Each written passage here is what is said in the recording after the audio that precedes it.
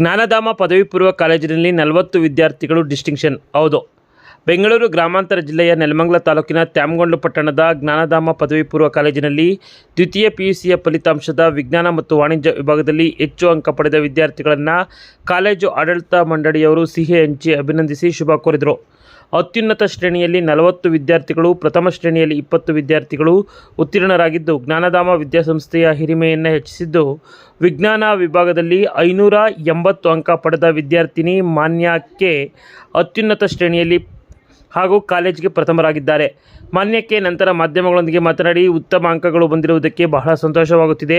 ಪ್ರತಿನಿತ್ಯ ನಿರಂತರವಾಗಿ 5 ರಿಂದ 6 ಗಂಟೆ ಕಷ್ಟಪಟ್ಟು ಅಭ್ಯಾಸ ಮಾಡುವ ಜೊತೆಗೆ ಕಾಲೇಜಿನ ಉಪನ್ಯಾಸಕರು ಮತ್ತು ಇಲ್ಲಿನ ಪರಿಸರ ಉತ್ತಮ ಅಂಕಗಳನ್ನು ಗಳಿಸಲು ಸಹಾಯಕವಾಯಿತು ಎಂದರು. 580 in 600 in science stream. I want to express my deepest gratitude to the management, principal, lecturers and my family members for their support.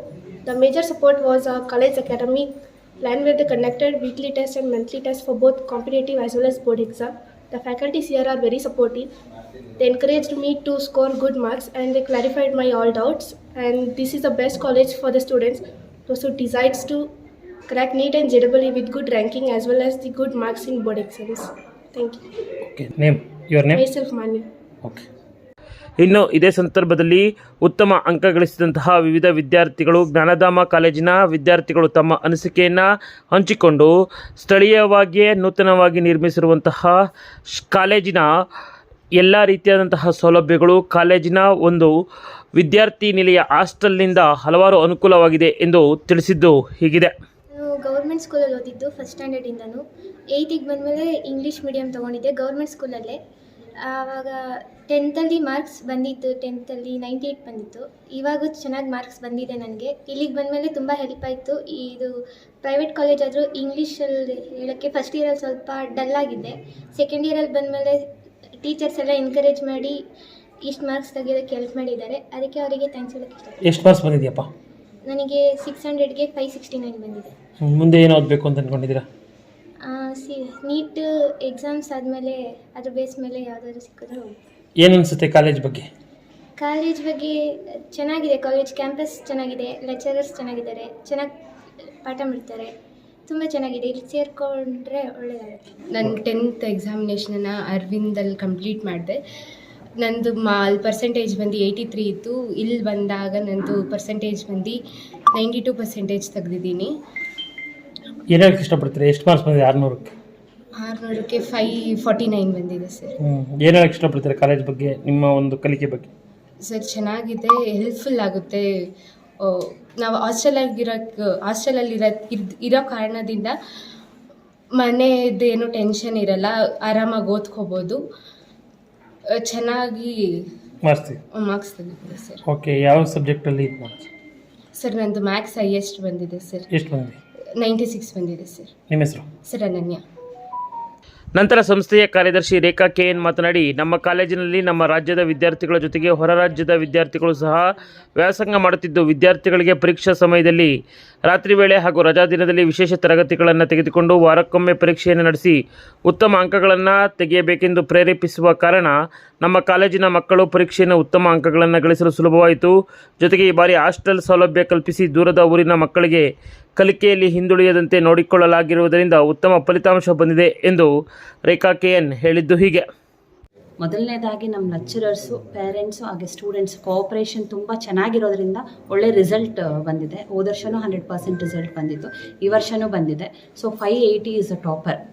So ನಮ್ಮಲ್ಲಿ ರಿಸಲ್ಟ್ಸ್ ಬರೋದಕ್ಕೆ ಕಾರಣ ನಮ್ಮ ಟೀಚರ್ಸ್ ಸರ್. 5:30 7 ಗಂಟೆ ಆದರೂ ಮಕ್ಕಳಿಗೆ ತುಂಬ ಕೋಆಪ್ರೇಷನ್ ಮಾಡಿ ಪಾಠ ಮಾಡಿಕೊಡ್ತಿದ್ರು. ಏನೇ ಡೌಟ್ಸ್ ಬಂದರೂ ಕ್ಲಾರಿಫೈ ಮಾಡ್ತಿದ್ರು.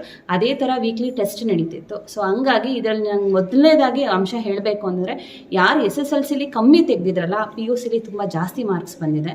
ಹಾಗೆ ಕನ್ನಡ ಮೀಡಿಯಮಿಂದ ಬಂದಿರೋರು ಒಳ್ಳೆ ಮಾರ್ಕ್ಸ್ನ ಸ್ಕೋರ್ ಮಾಡಿದ್ದಾರೆ ಸರ್. ಮೇಡಮ್, ಏನು ಹೇಳಕ್ಕೆ ಇಷ್ಟಪಡ್ತೀರಾ ಒಟ್ಟಾರೆ ರಿಸಲ್ಟ್ ಬಗ್ಗೆಗಳನ್ನು ರೂಪಿಸಿದ್ರೆ? ಸರ್ ಮುಂದಿನ ದಿನಗಳಲ್ಲಿ ಇನ್ನೂ ಹೆಚ್ಚಿಗೆ ಮಾರ್ಕ್ಸ್ ಬರಬೇಕು ಅಂತ ಅಂದ್ಕೊಂಡಿದ್ವಿ ಸರ್. ಮೇಡಮ್, ಹಾಸ್ಟೆಲ್ ಇರೋದ್ರಿಂದನೇ ಸ್ಕೋರ್ ಮಾಡೋಕ್ಕೆ ಆಗ್ತಿರೋದು ಸರ್. ಯಾಕಂದರೆ ಮಕ್ಕಳಿಗೆ ಮನೆ ಬಗ್ಗೆ ಒಂದು ಸ್ಟೂಡೆಂಟ್ ಹೇಳ್ದಂಗೆ ಅದ್ರ ಬಗ್ಗೆ ಯೋಚನೆ ಇರೋದಿಲ್ಲ. ಆರಾಮಾಗಿ ಇಲ್ಲಿ 9 ಗಂಟೆವರೆಗೂ ಓದ್ತಾರೆ. ಆಮೇಲೆ ಮಾರ್ನಿಂಗ್ ಅರ್ಲಿ ಸ್ಟಡಿ ಸೆಷನ್ಸ್ ಇರುತ್ತೆ. ಹಾಗಾಗಿ ಸ್ಕೋರ್ ಮಾಡೋದಕ್ಕೆ ಈಸಿ ಆಗುತ್ತೆ. ಈ ವರ್ಷ ಕಾಲೇಜಿಗೆ ಸೇರ್ಕೊಳ್ಳುವಂಥವ್ರಿಗೆ ಏನೆಲ್ಲ ಭರವಸೆಗಳನ್ನ ಕೊಡ್ತೀರಿ? ಭರವಸೆ ಅಂದರೆ ಸರ್, ಕೋಚಿಂಗ್ ಆ್ಯಸ್ ಯೂಶುವಲ್ ನಡೀತಾ ಇರುತ್ತೆ ನಮಗೆ. ಅದ್ರ ಜೊತೆಗೆ ಇನ್ನೊಂದು ಸ್ವಲ್ಪ ಹೆಚ್ಚಿನಾಗಿ ಪ್ರಯತ್ನ ಪಡೋಕ್ಕೆ ಇಷ್ಟಪಡ್ತೀವಿ. ಮೇಡಮ್, ಒಟ್ಟಾರೆ ರಿಸಲ್ಟ್ ನೋಡಿದ್ರೆ ಏನು ಅನಿಸ್ತು ಮತ್ತು ಯಾವ ಸ್ಟ್ರೀಮ್ಸಲ್ಲಿ ಜಾಸ್ತಿ ಮಾರ್ಕ್ಸ್ ಬಂದಿದೆ? ಸರ್, ಎಲ್ಲ ಸ್ಟ್ರೀಮ್ಸಲ್ಲೂ ಜಾಸ್ತಿ ಮಾರ್ಕ್ಸ್ ಬಂದಿದೆ. ಏನಂದರೆ ಹಾರ್ಡ್ ವರ್ಕಿಂದನೇ ಎಲ್ಲನೂ ಮಾಡೋಕ್ಕೆ ಸಾಧ್ಯ. Hard works give success sir. ಒಟ್ಟಾರೆಯಾಗಿ ಮುಂದಿನ ದಿನಗಳಲ್ಲಿ ಇನ್ನು ಯಾವ ಸ್ಟ್ರೀಮ್ಸ್ನ ಸ್ಟಾರ್ಟ್ ಮಾಡಬೇಕು ಅಂತ ಏನಾದರೂ ಆಸೆ ಇದೆಯಾ? ಸರ್, ಇಲ್ಲ, PUನಲ್ಲೇ ಒಳ್ಳೆ ಫಲಿತಾಂಶ ಕೊಡಬೇಕು ಅಂತ ಅಂದ್ಕೊಂಡಿದ್ದೀವಿ. ಇನ್ನೂ ಹೆಚ್ಚಿನ ಮಟ್ಟಿದಾಗಿ ನೀಟು ಮತ್ತು JEಗೆ ಮಕ್ಕಳುಗಳು ಹೋಗಲಿ ಅಂತ ನಮ್ಮ ಇಷ್ಟ. ಗ್ರಾಮೀಣ ವಿದ್ಯಾರ್ಥಿಗಳಿಗೆ ಏನು ಹೇಳಕ್ಕೆ ಇಷ್ಟಪಡ್ತೀನಿ ಕೊನೆಯದಾಗಿ? ಸರ್, ಗ್ರಾಮೀಣ ವಿದ್ಯಾರ್ಥಿಗಳಿಗೆ ತುಂಬ ಟ್ಯಾಲೆಂಟ್ ಇದೆ ಸರ್. ಸಿಟಿ ಮಕ್ಕಳಿಗಿನ ಈಗ ಸಿಟಿ ಕಂಪೇರ್ ಮಾಡಿಕೊಂಡ್ರೆ ಗ್ರಾಮೀಣ ವಿದ್ಯಾರ್ಥಿಗಳಲ್ಲಿ ಹೆಚ್ಚು ಮಾರ್ಕ್ಸ್ ಬಂದಿದೆ. ಸೊ ಇವ್ರ ಹಾರ್ಡ್ ವರ್ಕಿಂದ ಇನ್ನೂ ಹೆಚ್ಚಾಗಿ ಬರುತ್ತೆ ಸರ್. ತಮ್ಮ ಹೆಸರು? ರೇಖಾ. ಇದೇ ವೇಳೆಯಲ್ಲಿ ಪ್ರಾಂಶುಪಾಲರಾದ ಶಹಬಾಸ್ ಅಹಮದ್ ಕೂಡ ತಮ್ಮ ಅನಿಸಿಕೆಯನ್ನು ವಾಹಿನಿಗಳೊಂದಿಗೆ ಹಂಚಿಕೊಂಡಿದ್ದು ಹೀಗಿದೆ. ಈ ಇಯರ್ ನಮ್ಮದು ರಿಸಲ್ಟ್ಸ್ ನೋಡಿದಂತ ಹೇಳಿದಂದ್ರೆ ತುಂಬ ನಮಗೆ ಸ್ಯಾಟಿಸ್ಫ್ಯಾಕ್ಷನ್ ಆಗ್ತಾ ಇದೆ. ರೀಸನ್ ಏನಂತ ಹೇಳಿದಂದ್ರೆ ಲಾಸ್ಟ್ ಇಯರ್ ನಮಗೆ 100% ರಿಸಲ್ಟ್ ಬಂದಿದ್ದು. ಲಾಸ್ಟ್ ಇಯರ್ ಕೂಡ ನಮ್ಮದು 580 ಹೈಯೆಸ್ಟ್ ರಿಸಲ್ಟ್ ಇತ್ತು. ಬಟ್ ಒಂದು ವರ್ಷ ಬಂದಿದ ಮೇಲೆ ಅದಕ್ಕೆ ಸಕ್ಸಸ್ ಅಂತ ಹೇಳಕ್ಕೆ ಬರೋಲ್ಲ. ಅದು ರಿಪೀಟ್ ಆಗಿದೆ ಅಂತ ಹೇಳಿದಂದ್ರೆ ಅದರದ್ದು ಅರ್ಥ ಏನು, ನಾವು ಏನಿಲ್ಲ ಪ್ಲ್ಯಾನಿಂಗ್ಸ್ ಮಾಡ್ತಾ ಇದೆಯಲ್ಲ ಅದೆಲ್ಲ ಕರೆಕ್ಟ್ ಇದೆ. ಲಾಸ್ಟ್ ಇಯರ್ 100% ರಿಸಲ್ಟ್ ಬಂದಿದ್ದು. ಈ ವರ್ಷ ಅದಕ್ಕಿಂತ ಚೆನ್ನಾಗಿ ರಿಸಲ್ಟ್ ಬಂದಿದೆ. ಹೆಂಗಂತ ಹೇಳಿದಂದ್ರೆ ಈ ವರ್ಷ ನಮ್ಮ ಹತ್ರ ಸೈನ್ಸು ಕಾಮರ್ಸ್ದಲ್ಲಿ 62 ಮೆಂಬರ್ಸ್ ಇತ್ತು. ಆ 62 ಮೆಂಬರ್ಸ್ದಲ್ಲಿ 40 ಸ್ಟೂಡೆಂಟ್ಸ್ ಡಿಸ್ಟಿಂಕ್ಷನ್ ಬಂದ. ಡಿಸ್ಟಿಂಕ್ಷನ್ಸ್ ಬರೋದು ಅದೆಲ್ಲ ಸಾಧ್ಯ ಇಲ್ಲ ಈಸಿಯಾಗಿ. ಬಟ್ ಇದೆಲ್ಲ ಹೆಂಗೆ ಪಾಸಿಬಲ್ ಆಗಿದೆ ಅಂತ ಹೇಳಿದಂದ್ರೆ, ಫಸ್ಟ್ ಆಫ್ ಆಲ್ ನಾವು ಏನೂ ಇಲ್ಲ ಪ್ಲಾನಿಂಗ್ಸ್. ಬೀಯಿಂಗ್ ಅ ಪ್ರಿನ್ಸಿಪಲ್ ನಮ್ಗೆ ಯಾವತ್ತೂ ಏನೂ ಅಬ್ಜೆಕ್ಷನ್ಸ್ ಬಂದಿಲ್ಲ. ಬೀಯಿಂಗ್ ಅ ಮ್ಯಾನೇಜ್ಮೆಂಟ್ ನಾವು ಏನೂ ಇಂಪ್ಲಿಮೆಂಟ್ ಮಾಡಬೇಕಂತ ಹೇಳಿದಂದ್ರೆ ತಕ್ಷಣ ಅದಕ್ಕೆ ಕೋಆಪ್ರೇಷನ್ ಬರ್ತಾ ಇತ್ತು. That is the first major point.